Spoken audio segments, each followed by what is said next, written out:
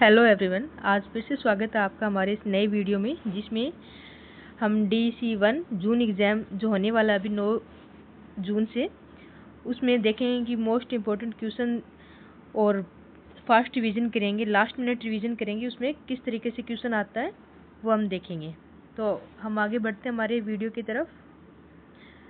तो इसमें सबसे पहले आता है कि परीक्षा का जो ब्लूप्रिंट है, जो कोर पिलर होते हैं वो कितने होते हैं? 5 मुख्य स्तंभ होते हैं।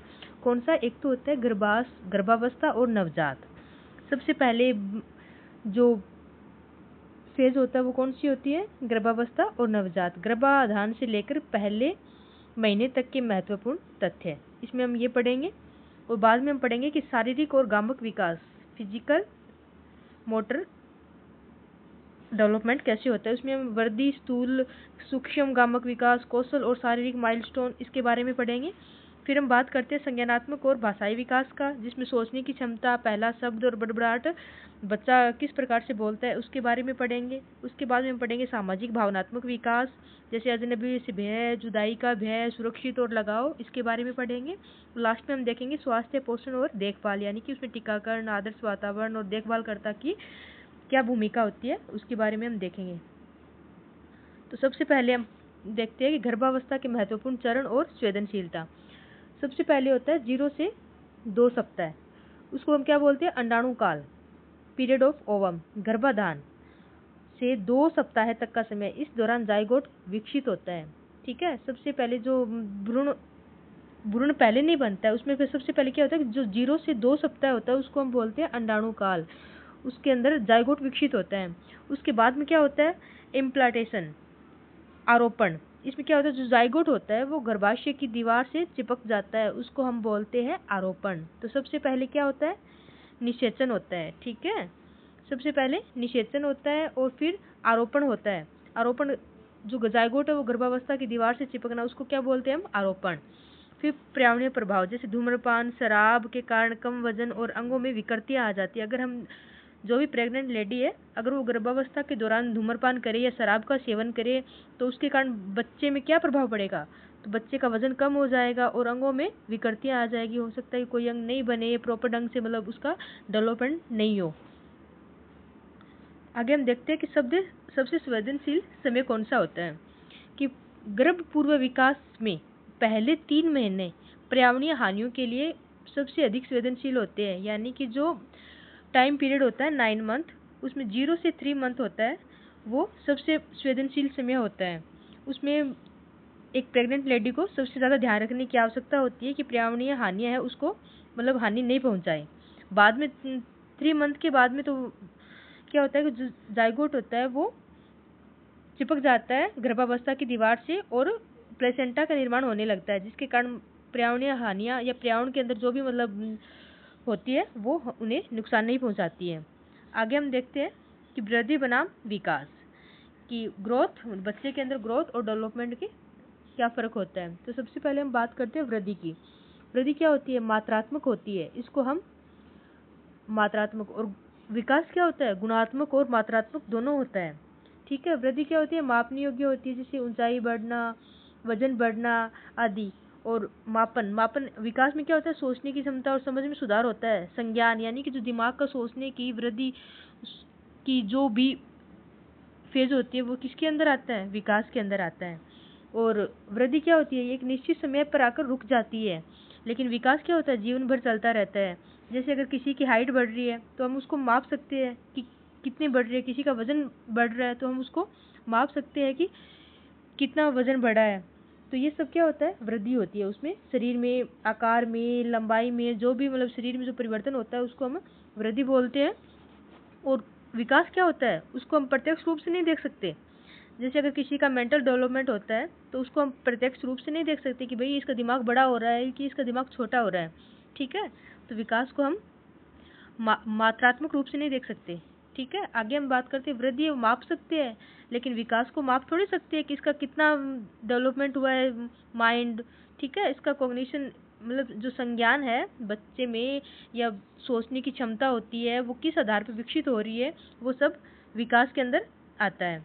और जो वृद्धि होती है, हम देखते हैं कि मतलब हमारी जो लंबाई होती है और जो वेट होता है वो एक समय के बाद रुक जाता है, लेकिन जो विकास होता है, हमारा विकास क्या होता है, जीवन पर्यंत चलता रहता है। अब विकास का नियम होता है, जैसे विकास क्या होता है, वंशानुक्रम और पर्यावरण। ठीक है, यानी कि विकास केवल जीन या केवल पर्यावरण से नहीं बल्कि इन दोनों की अंतर जीन या केवल पर्यावरण से नहीं बल्कि इन दोनों की अंतर क्रिया का परिणाम है। अब डायरेक्ट क्वेश्चन आता है कि विकास है वो किसका परिणाम है, तो वंशानुक्रम और पर्यावरण की अंतर क्रिया का परिणाम है। ठीक है, आगे बात करते हैं कि नवजात शिशु की प्रारंभिक दुनिया। इसमें नवजात शिशु में जो देखने की क्षमता होती है कि एक नवजात शिशु, सबसे पहले नवजात शिशु किसे बोलते हैं, जन्म के तुरंत बाद, ठीक है, उसको बोलते हैं नवजात। तो वो सबसे पहले कितनी दूरी तक कोई चीज़ है वो स्पष्ट रूप से देख सकता है, 8 से 10 इंच तक। ठीक है, 8 से 10 इंच तक एक नवजात है वो अपने पास रखी वस्तुओं को स्पष्ट रूप से देख सकता है।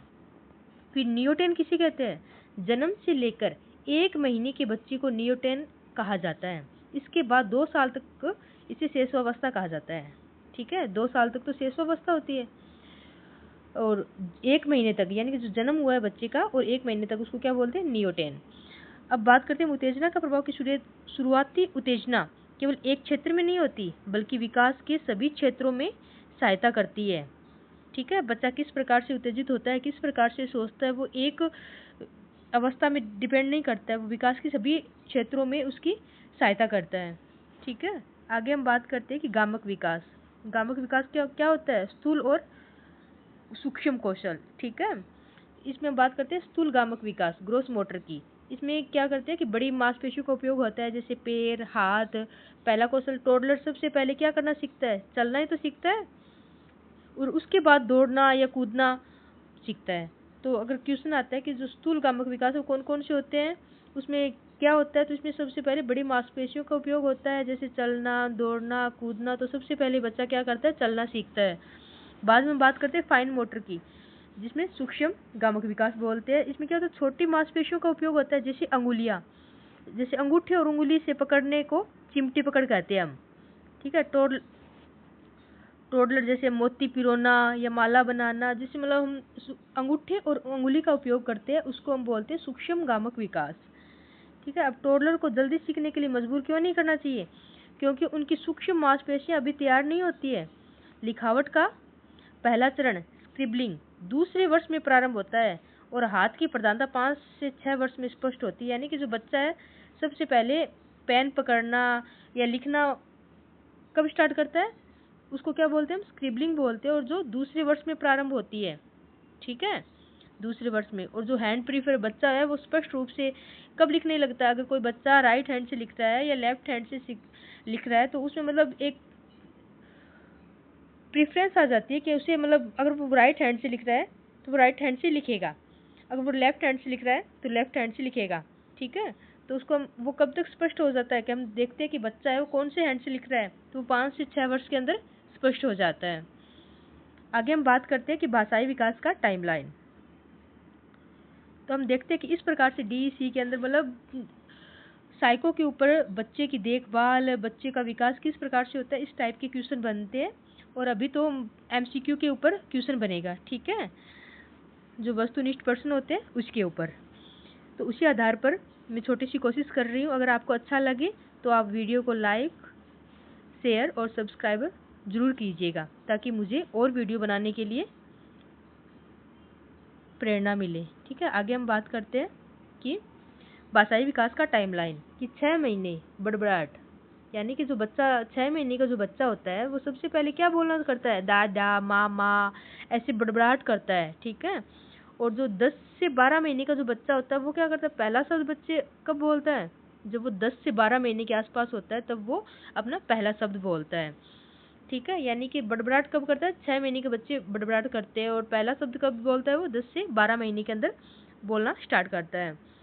अब बधिर बच्चे की बड़बड़ाहट कम क्यों होती है, बधिर यानी कि वो सुन नहीं सकता, क्योंकि वह अपनी आवाज़ की श्रवण प्रतिक्रिया नहीं मिलती है उसको। अगर अब बच्चा पहले बोलने लगता है तो हम क्या करते हैं, उसको प्रोत्साहित करते हैं, तालियां बजाते हैं कि अरे वाह, इसने तो पहला शब्द बोला है, ये बोलना स्टार्ट कर रहा है, तो उसको क्या मिलेगी, प्रेरणा मिलेगी, जिसके कारण बच्चा और भी अपने आसपास शब्दों को सीखेगा और चीज़ों को ग्रहण करेगा। लेकिन जो बधिर बच्चे होते हैं वो सुन नहीं सकते हैं और आवाज़ की श्रवण प्रतिक्रिया उसको नहीं मिलेगी, इसलिए वो बड़बड़ाहट उसकी धीरे धीरे कम होने लगती है। अब बात करते हैं हम, सामान्य बच्चे अपने पहले जन्मदिन के आसपास शब्द बोलने लगते हैं, यानी कि जो 10 से 12 मंथ होते हैं उसके आसपास वो 1 या 2 शब्द बोलने लगता है। यह शब्द रोजमर्रा की चीजों, लोगों और क्रियाओं से जुड़ी होती है, यानी कि हमारे आसपास हम क्या बोलते हैं, कौन सी क्रिया करते हैं, उसी आधार पर बच्चे बोलना स्टार्ट करते हैं। अब बच्चे से बातें करना, वस्तुएं दिखाना और उनकी ध्वनियों पर प्रतिक्रिया करना, जो देखभाल करता होता है, यानी कि बच्चे की जो माँ होती है या बुजुर्ग होते हैं घर में, वो क्या करते हैं, बच्चे से बातें करते हैं, उसको वस्तु दिखाते हैं, कह रहे देखो ये क्या है, और उसकी ध्वनि, अगर वो कुछ भी बोलता है तो उसकी ध्वनियों को प्रतिक्रिया देता है, वो खुश होते हैं, उसको रिस्पॉन्स देते हैं, तो बच्चा में बोलने की, समझने की एक उत्तेजना पैदा होती है। ठीक है, अगर मैं जल्दबाजी में अगर किसी शब्द को उल्टा पढ़ लूँ तो आप उस पर ध्यान मत देना, और जो लिखा है उसके ऊपर ध्यान देना। ठीक है, तो आगे हम बात करेंगे सामाजिक और भावनात्मक विकास के प्रमुख पड़ाव। ठीक है, माइलस्टोन। तो 2.5 से 3 महीना, यानी कि बच्चा है वो अपनी पहली मुस्कान, बच्चा सबसे पहले कब मुस्कुराता है, 2.5 से 3 महीने के आसपास जो बच्चा होता है वो अपनी पहली मुस्कान हमें दिखाता है। ठीक है, और 6 महीना अजनबी भय शुरू होता है, यानी कि जो स्ट्रेंजर एंजाइटी होती है, अपरिचित लोगों से बच्चों को डर लगने लगता है। हम देखते हैं कि जो छोटा बच्चा होता है अपनी माँ की गोद से दूसरे के पास मतलब जाने से कतराता है, तो उसे एक अजनबी भय, स्ट्रेंजर एंजाइटी शुरू हो जाती है। वो कब से शुरू होती है, 6 महीने के बाद स्टार्ट होने लगती है। 6 महीने से पहले बच्चे को कोई भी ले लो, उसे कोई फर्क नहीं पड़ता है, लेकिन 6 महीने के बाद ये स्ट्रेंजर एंजाइटी स्टार्ट होती है। अब बात करते हैं कि 12 से 18 महीने में क्या होता है कि जुदाई भय, सेपरेशन एंजाइटी इस उम्र में सर्वाधिक होती है। 12 से 18 महीने में, एक से 1.5 साल के अंदर माँ के न दिखने पर रोना। अगर बच्चा क्या करता है कि उसकी माँ उसके पास में है तो वो दिन भर खेल लेगा, लेकिन अगर उसकी माँ उसे छोड़कर अगर 1 मिनट के लिए कहीं जाती है, वो बच्चा देखता है कि उसकी माँ उसके पास नहीं है, तो वो रोने लगता है, अपनी माँ को ढूंढने लगता है। उसे सेपरेशन एंजाइटी होती है कि मतलब उसकी माँ है वो कहीं चली ना जाए। ठीक है, आगे हम बात करेंगे सुरक्षित लगाव शिशु और देखभालकर्ता के बीच का एक भावनात्मक बंधन है। सुरक्षित शिशु देखभालकर्ता के पास होने पर आत्मविश्वास से नई चीजें खोजता है। अगर हम देखते हैं कि बच्चे के ऊपर हमारा पूरा ध्यान है, वो क्या करता है, किस प्रकार से करता है, अगर बच्चा क्या सोचता है कि हमारे पास चलो हमारा ध्यान रखने के लिए हमारी मम्मी है या पापा है, जो भी है, तो वो ज्यादा आत्मविश्वास से नई चीजें खोजेगा, उसे एक प्रकार से डर नहीं रहेगा। ठीक है, आगे हम बात करते हैं कि जीवन के पहले 2 वर्षों में माता पिता से लंबे समय तक अलगाव होने से बच्चे को भावनात्मक संबंध बनाने में कठिनाई होती है। अगर हम देखते हैं कि जिस बच्चे के माता पिता है, वो जो शुरू के 2 वर्ष है, 0 से 2 वर्ष, उसके अंदर अगर वो अपने माता पिता से अलग है, तो वो और अगर समाज में भावनात्मक संबंध बनाएगा तो उसे उसके अंदर क्या होगी, कठिनाई महसूस होगी। ठीक है, आगे हम बात करते हैं स्वास्थ्य और पोषण।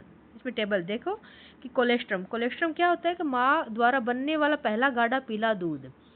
इसमें ये PYQ से क्वेश्चन आया हुआ है कि कोलेस्ट्रम क्या होता है, माँ द्वारा बनने वाला पहला गाढ़ा पीला दूध। यह रोग प्रतिरोधक क्षमता के लिए अत्यंत आवश्यक है, इसलिए बच्चे को जन्म के तुरंत बाद कोलेस्ट्रम या माँ का पहला दूध पिलाना चाहिए। ठीक है, अब स्तनपान के लाभ। यह केवल शारीरिक विकास नहीं बल्कि बच्चे को पोषण देता है, माँ बच्चे के बीच लगाव बढ़ाता है। स्तनपान यानी कि कोई महिला अगर बच्चे को स्तनपान करवाती है तो एक तो क्या होता है, बच्चे को पोषण 0 से 6 महीने के अंदर जो माँ का दूध होता है उसी से मिलता है, और एक होता है कि इसके बीच माँ और बच्चे के बीच में भावनात्मक लगाव विकसित होता है। अब हम बात करते हैं टोडलर का संतुलित भोजन। इसमें हम क्या करते हैं, भोजन में कार्बोहाइड्रेट, प्रोटीन, वसा, विटामिन, खनिज, लवण आदि सभी शामिल करने चाहिए। चावल, घी या फल पर्याप्त नहीं होते हैं, बच्चे को सभी प्रकार की डाइट है वो देनी चाहिए। आगे हम बात करते हैं दुग्ध दांत की, यानी कि बच्चे में 3 वर्ष की आयु तक टोडलर के पास दूध दांतों का पूर्ण सेट कितना होता है, 20 दांत। हम देखते हैं कि 3 वर्ष तक एक बच्चा होता है उसके अंदर 20 दांत है वो पूरे आ जाते हैं। ठीक है, यानी कि बच्चे को 20 दांतों का जो सेट है वो कब तक आता है, 3 वर्ष की आयु तक। आगे हम बात करते हैं टीकाकरण की, कि गर्भावस्था के दौरान, गर्भावस्था के अंदर कौन सा टीका लगता है, टिटनेस का टीका।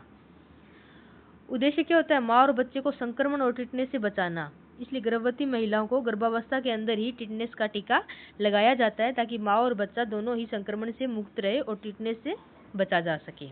अब शिशु काल जो इन्फेंसी होता है, यानी कि जन्म के समय बच्चा जब जन्म लेता है तो उस तुरंत जन्म के बाद बच्चे को कौन सा टीका लगाया जाता है, BCG और पोलियो का टीका लगाया जाता है, ठीक है, बच्चे के जन्म के तुरंत बाद। आगे हम बात करेंगे 5 से 6 वर्ष है उसके अंदर कौन सा टीका लगाया जाता है। डीटी, डिप्थीरिया और टिटनेस और टाइफाइड की 2 खुराकें दी जाती है। डीपीटी, बूस्टर या मिजल्स इस विशिष्ट आयु वर्ग का प्राथमिक उत्तर नहीं है, ठीक है। यानी कि 5 से 6 वर्ष का जो बच्चा है उसमें डिप्थीरिया, टिटनेस और टाइफाइड की 2 खुराकें दी जाती है, ठीक है। आगे हम बात करें बाल केंद्रित दृष्टिकोण और आदर्श देखभाल करता। बाल केंद्रित गतिविधियों की योजना बच्चों की जरूरतों व रुचि के अनुसार बनाना, बच्चों पर नियम थोपना गलत है। यानी कि हम जो भी मतलब बाल केंद्रित अब देखते हैं कि जो आजकल जो शिक्षा होती है वो भी बाल केंद्रित होती है। इसमें बच्चों की आवश्यकताओं को, उसकी रुचि को ध्यान में रखकर सब कार्य किया जाता है। कोई भी कार्य है वो कोई भी नियम है वो बच्चों पर थोपा नहीं जाता है। बाद में बात करते हैं हम सहानुभूति की।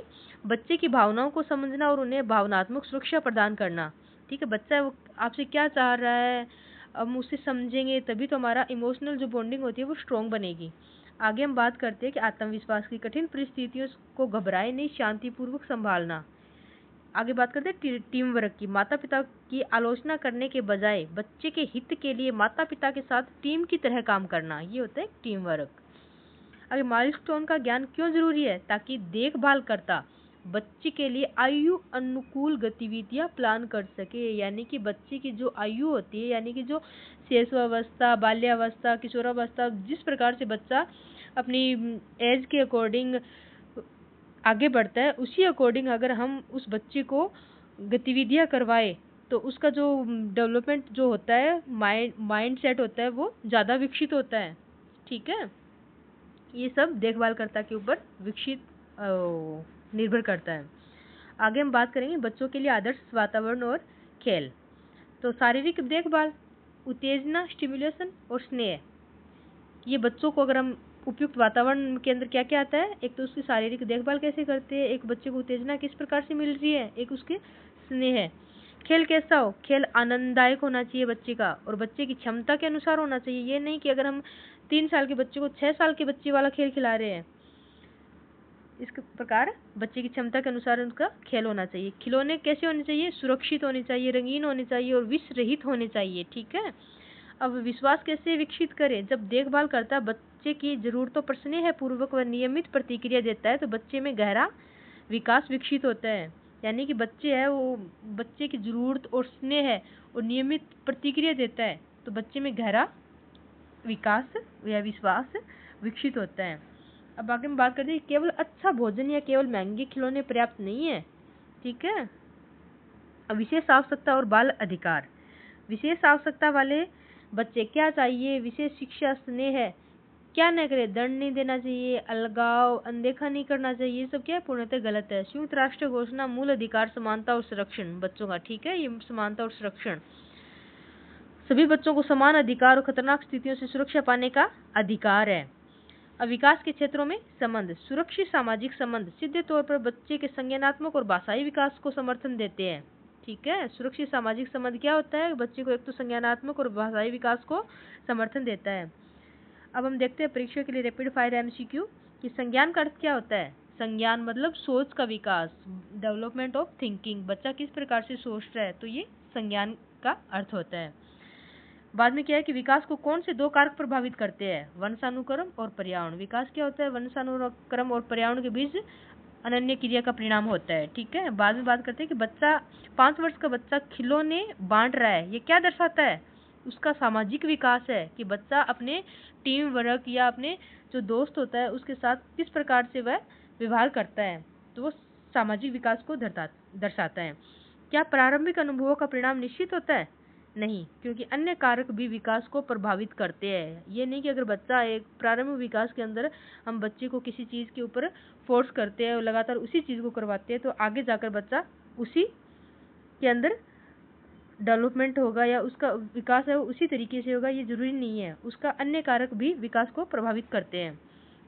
अब अंतिम मिनट के एमसीक्यू टिप्स देखते हैं हम कि बच्चे का हित, जब भी असमंजस हो यह विकल्प चुने जिसमें बच्चे की भावनाओं की समझ, आयु अनुकूल शिक्षा और सहानुभूति दिख रही हो, ठीक है। नकारात्मक शब्दों से बचे, सजा देना, डराना, अनदेखा करना, अलगाव या केवल महंगे खिलौने वाले विकल्प हमेशा गलत होते हैं। बाल केंद्रित सोच रखे। एक अच्छा शिक्षक या देखभाल करता अपनी मर्जी नहीं थोपता है, बल्कि शांतिपूर्वक बच्चे की रुचि के अनुसार काम करता है। इस प्रकार से हमने DC1 में किस प्रकार से क्वेश्चन आते हैं और उसका छोटा सा वीडियो मैंने आपको बना के दिया है। अगर आपको अच्छा लगे तो आप इसको लाइक कीजिएगा, सब्सक्राइब कीजिएगा, ताकि अब आगे और भी मैं इस प्रकार की वीडियो लेकर आ सकूं। धन्यवाद।